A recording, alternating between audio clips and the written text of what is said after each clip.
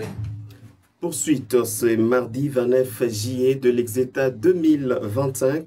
Les élèves finalistes du secondaire ont présenté leur cours d'option.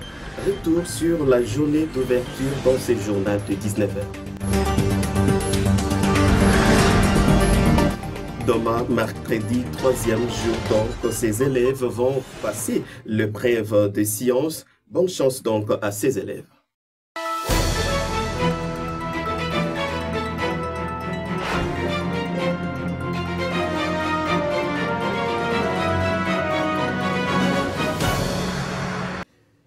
Exeta 2025, revenons à l'ouverture dans la province éducationnelle du Kasaï oriental 1 où l'ego de cette session 2025 a été donné par les gouverneurs à d'intérim du Kasaï oriental, le docteur Augustin Kayembe Moulemena. Reportage. 20 794 élèves finalistes du secondaire passent leur session ordinaire de l'Exeta 2025. La cérémonie de lancement était présidée ce lundi par le gouverneur Aïe du Kasaï oriental. C'était dans l'enceinte du complexe scolaire Caroline Baran dans la commune de Dibindi. Augustin Kayemba Moulemena a montré aux candidats que l'Exeta est un aboutissement de plusieurs années d'efforts. Pour lui, c'est un rite de passage qui va leur permettre de montrer à tous ce qu'ils valent et ce qu'ils peuvent faire pour le pays. Le gouverneur Aïe les a invités à être sereins, disciplinés, honnêtes et confiants en eux afin de défendre la province avec honneur et détermination. C'était avant de souhaiter bonne chance à tous et de lancer l'Exeta 2025. C'est pour moi un honneur, un grand plaisir de me tenir devant vous ces jours mémorables pour procéder officiellement au lancement des examens d'État, session ordinaire de l'année 2024-2025 dans notre province. En outre, je rends hommage mérité au président de la République démocratique du Congo, son Excellence M. Félix Antoine Tshisekedi Tshilombo, chef de l'État, pour les efforts fournis en vue de garantir un examen équitable, transparent et crédible à travers tous les pays de la République démocratique du Congo et pour avoir fait de l'éducation son cheval de bataille. Cet événement marque l'aboutissement de plusieurs années de labeur, d'efforts, de sacrifices consentis par vous, chers élèves finalistes, mais aussi par vos parents, vos enseignants, vos chefs d'établissement et toute la communauté éducative.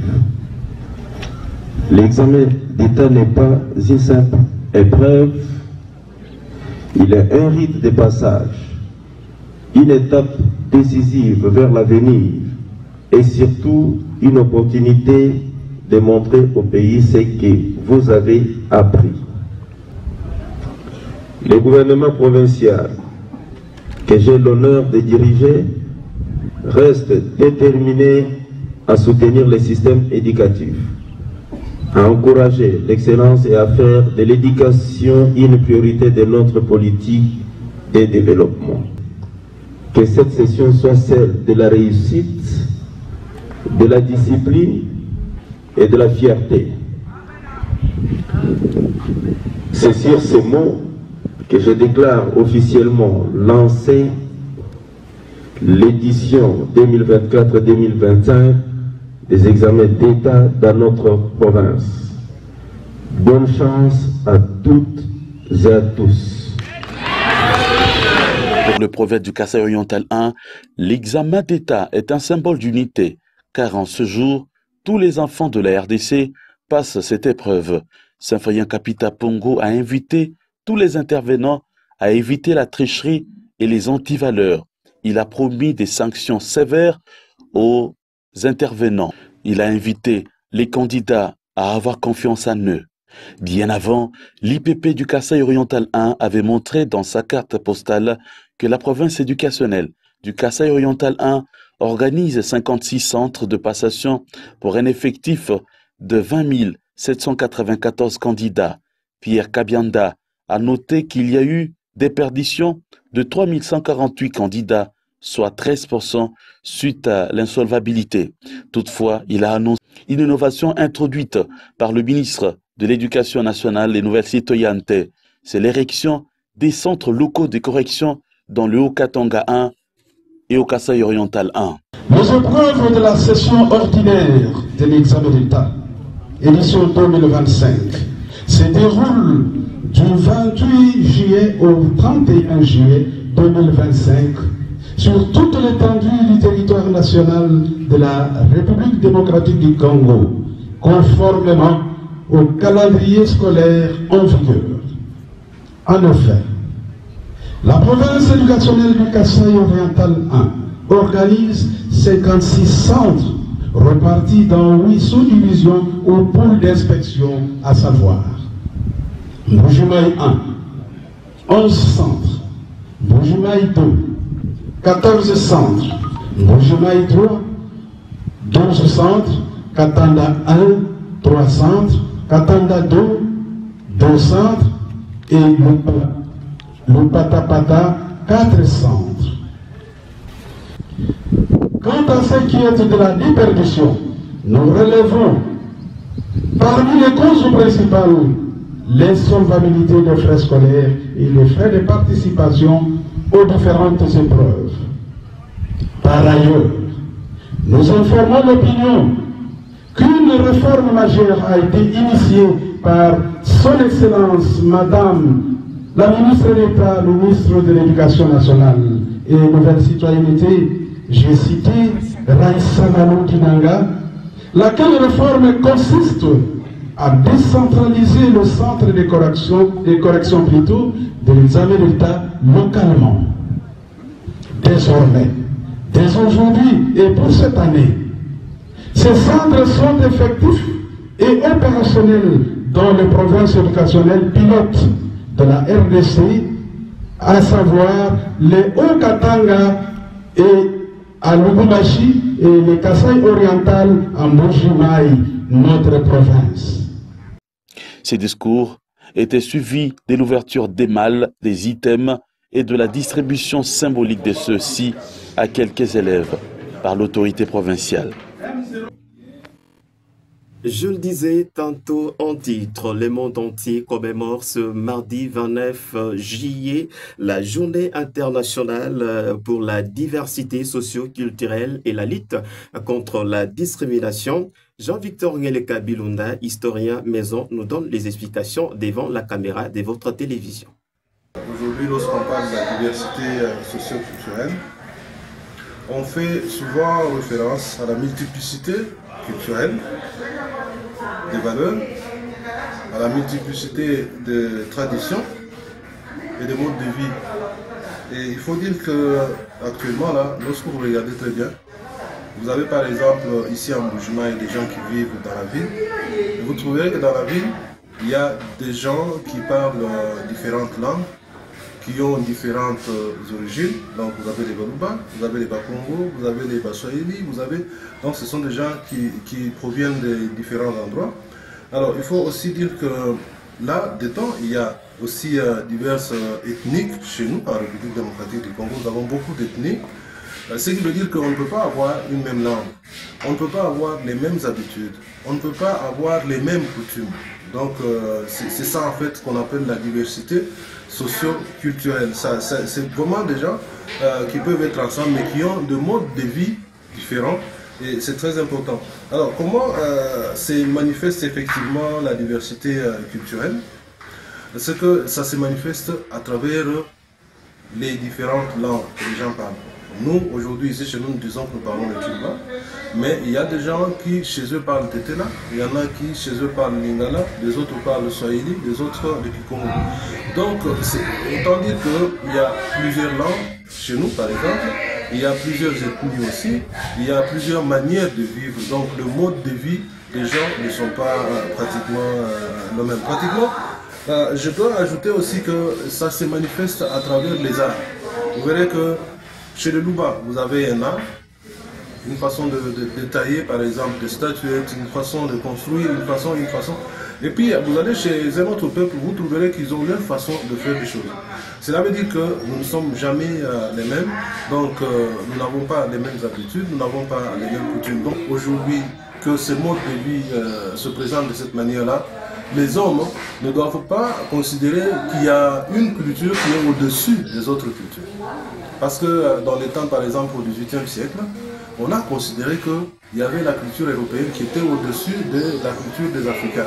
C'est comme ça qu'on nous a imposé une culture européenne, soi-disant qu'on était en train de nous civiliser. Mais aujourd'hui, on a même découvert à ce niveau-là que chaque peuple a sa culture, chaque peuple a sa civilisation, chaque peuple a sa manière de vivre. Donc, aujourd'hui, nous devons considérer les autres cultures, nous devons comprendre les autres, nous ne devons pas considérer les autres comme de moins hommes ou en fait de personnes qui n'ont pas beaucoup plus d'importance. Nous considérons une autre langue comme une langue qui n'a pas beaucoup plus d'importance. Mais ce qui est important chez nous, c'est que nous devons comprendre que cette diversité, c'est ce qui fait la richesse. C'est ce qui fait la richesse. Ça veut dire que nous pouvons copier ce que les autres font. Si c'est vraiment positif, nous copions ce qu'ils font là et nous intégrons ça dans notre façon de voir les choses, dans notre façon de vivre, parce que nous sentons que c'est positif. Là où les gens n'acceptent pas d'autres cultures, c'est en ce moment-là que commence maintenant ce que nous appelons les conflits. Je crois qu'on se rappellera que il y a toujours des conflits dans ce sens-là, des gens qui vont vous dire, eux sont des Baluba, nous sommes des Swahili, des Baswahili, et là-bas ce sont des gens qui parlent le Kikongo, nous sommes des Baluba. Ou tantôt vous allez dans des cités où vous trouvez qu'effectivement on supporte mal les autres ethnies, ce qui n'est pas du tout normal. Alors si aujourd'hui on met l'accent sur la diversité de la culture, c'est pour autant dire qu'il faudrait mettre fin à toutes ces divisions qui existent tout simplement parce que nous sommes différents. Vous verrez même dans des églises, vous trouverez que même au niveau des églises, les musulmans, vous sentez qu'ils sont opposés aux chrétiens. Et même à l'intérieur du christianisme, vous trouverez qu'il y a des gens qui se disent protestants, mais qui pensent que les catholiques ne prient pas bien. Les catholiques eux aussi pensent que les autres là ne prient pas bien. Et donc, ça crée des divisions. Des fois, on voit même des conflits qui naissent tout simplement parce qu'on est un peu différents, nous avons des habitudes différentes, nous avons une langue différente, on fait des langues différentes. Alors, des choses comme ça, lorsqu'on a institué cette journée, c'est justement pour aider le monde, que les gens comprennent que de cette diversité, donc cette diversité culturelle et socioculturelle, elle est très importante.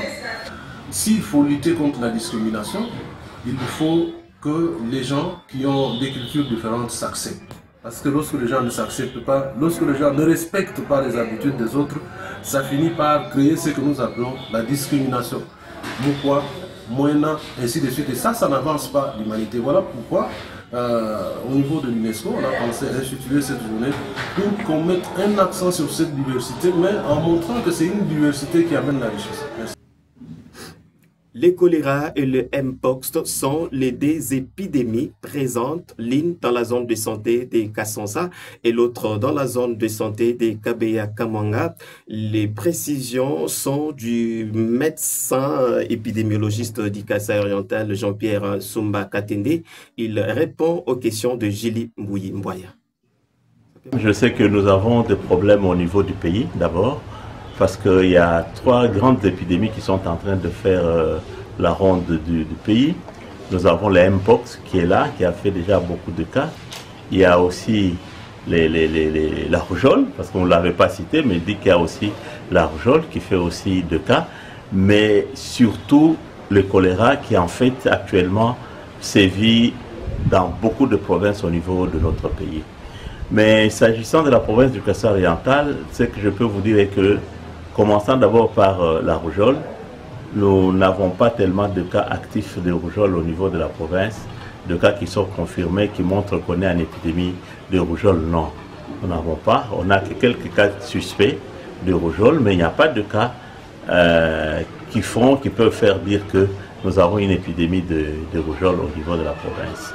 Cependant, nous avons assurément le problème de Mpox au niveau de province. Mpox, peut-être que c'est une maladie qui n'est pas connue de beaucoup de gens. On l'appelle aussi variole de singe. Cette maladie, nous l'avons au niveau de notre province. Nous les confirmons parce qu'il y a déjà des cas qui sont confirmés. Nous avons eu beaucoup de cas qui étaient de cas suspects qu'on prélevait, on envoyait à Kinshasa, mais actuellement sur les cas qu'on a prélevés, qu'on a envoyés à Kinshasa, il y a déjà des cas qui sont confirmés. Alors pour les Mpox, comme je disais, le bastion actuellement, c'est la zone de santé de Kabaye-Kamanga, qui a beaucoup de cas. Parce qu'à ce jour, nous comptons à peu près 41 cas suspects de Mpox au niveau de la zone de santé de Kabaye-Kamanga, mais il y a déjà 4 cas qui sont confirmés. Et malheureusement, il y a eu aussi un décès parmi ces cas-là. Donc, nous avons assurément l'épidémie de Mpox au niveau de la province. Notons que pour les Mpox, nous avons à peu près 41 cas, comme je vous l'ai dit, mais ce sont des cas suspects parce que nous avons quelques cas confirmés. Il y a à peu près 27 prélèvements qui ont été envoyés à Kinshasa, mais pour lesquels nous n'avons pas encore de résultats. Donc, nous avons quelques cas confirmés, ce qui nous fait dire que nous sommes en épidémie aussi de Mpox. S'agissant de choléra, on a bien lutté contre cette maladie, mais ça nous attrape. Ça nous attrape parce qu'actuellement, nous avons 2 cas de choléra et qui nous vient principalement de la province voisine de Lomami, parce que les cas que nous avons qui sont actuellement dans la zone de santé de Kassansa, ces cas proviennent d'Ngandanjika, qui en fait est une zone de santé de la province voisine de Lomami. Les cas que nous avons actuellement de choléra, il faut dire de façon générale que nous avons 4 cas qui sont actifs maintenant, qui sont au niveau des centres de traitement. Mais ils sont confirmés avec le TDR, le test de dépistage rapide. Normalement, quand on confirme avec ça, 2 fois nous prenons pour envoyer à Kinshasa et qu'on confirme encore par d'autres examens. Nous avons 4 cas qui sont, parce qu'il y a 2 qui sont sortis déjà ce matin, il y en avait 6. Il y a 2 qui sont sortis, il reste 4 qui sont des cas actifs. Et pour ça, pour le choléra, il faut dire que nous avons pour la zone de santé de Kassansa, comme je vous ai dit, depuis le début de l'année jusqu'à maintenant, on a eu à peu près 18 cas. Et ces 18 cas, tous sont déjà guéris, traités. Il reste les 6 qui étaient déjà là, et de ces 6, 2 sont sortis. Il reste encore 4 cas qui sont au niveau du centre de traitement de choléra dans la zone de santé de Chileng. Donc, 2 épidémies sont avec nous pendant cette période. Mpox dans la zone de santé de Kabaye-Kamanga et choléra dans la zone de santé de Chileng. La lutte que nous avons maintenant, c'est faire tout pour que cette maladie ne puisse pas, ou ces 2 maladies ne puissent pas vraiment se propager vers les autres zones de santé. Donc en dehors de ces 2-là, nous luttons pour que ça ne puisse pas arriver à nos zones de santé, notamment les zones de santé urbaines et d'autres zones de santé rurales comme Chitenge, Bibanga, Chilundu, Miabi et autres. Bon, maintenant, actuellement, nous luttons, c'est faire quoi? C'est faire quoi? Nous avons par exemple le cas de choléra. Quand nous avons des cas de choléra et qu'un cas est annoncé quelque part, ce sont les équipes qui descendent pour aller voir. Et dès que c'est confirmé que c'est le choléra, on essaie de prendre d'abord le malade en charge et on fait le quadrillage de l'endroit. Le quadrillage de l'endroit, c'est-à-dire que à partir de la maison où il y a eu le cas, on prend au moins 21 maisons tout autour de celle-là. Et dans ces 21 maisons-là, qui sont les plus proches, on désinfecte tout, on donne les médicaments pour mettre dans l'eau, de sorte que si les microbes seraient dans les environs, qu'ils puissent être éliminés. C'est ça qu'on fait le plus souvent et on prend en charge la personne qui est malade. C'est ce que l'on fait. D'abord, il faut vous signaler que ces épidémies sont confirmées au niveau national. Et quand le niveau national a confirmé que nous avons les Mpox, nous avons le choléra, c'est-à-dire que c'est une confirmation. Si nous avons déjà un cas dans notre province, c'est un cas déjà confirmé parce que le national a déjà dit. Les mesures, nous avons des mesures par rapport à ces maladies, ce sont des mesures qui tiennent beaucoup plus à l'hygiène. C'est quelle hygiène? C'est d'abord l'hygiène alimentaire, l'hygiène comportementale, l'hygiène de l'environnement. Si nous tenons à ces 3 phénomènes, nous sommes à mesure de lutter déjà pour une grande partie contre toutes ces maladies-là. L'hygiène d'abord personnelle, c'est nous laver régulièrement les mains, parce que ce soit Mpox, que ce soit choléra, ce sont des maladies qui peuvent se transmettre facilement par les mains. Et d'ailleurs, le choléra est appelé maladie de main sale. c'est parce que ça se transmet facilement à partir des aliments, à partir de ce que nous mangeons. Si la main a touché, qu'on n'a pas lavé les mains, si par exemple le fruit que vous mangez n'a pas été bien lavé, vous transmettez déjà à partir de vos mains le microbe et vous faites la maladie. Donc si cette hygiène est respectée, vous voyez par exemple les mouches qui se mettent sur les aliments et quittent les aliments, qui se mettent sur les matières fécales, ils quittent là-bas, se mettent sur les aliments et quelqu'un qui mange, il s'infecte. Donc si vous tenez à cette hygiène-là, les toilettes sont bien gardées, les aliments sont bien couverts, les mains sont bien nettoyées, ça, vous allez vraiment lutter contre le choléra et même l'impox, qui fait aussi qu'il faut éviter les contacts directs avec les personnes qui sont malades, éviter de toucher les animaux n'importe comment parce que c'est une maladie qui en fait est transmise, c'est une zoonose. Une zoonose, c'est une maladie qui peut se transmettre de l'homme à l'animal ou de l'animal à l'homme. Et alors, lorsque c'est une zoonose comme ça et que vous touchez la personne qui est malade ou l'animal qui est malade, à ce moment-là, la maladie est apportée, elle peut être amenée chez beaucoup de gens à la fois. Donc si vous tenez à cette hygiène dont je viens de faire ci, vous allez vraiment bien lutter contre la maladie. Voilà ce qui vient mettre complètement terme à cette édition télévisée sur la chaîne diocésaine. Merci de l'avoir suivi.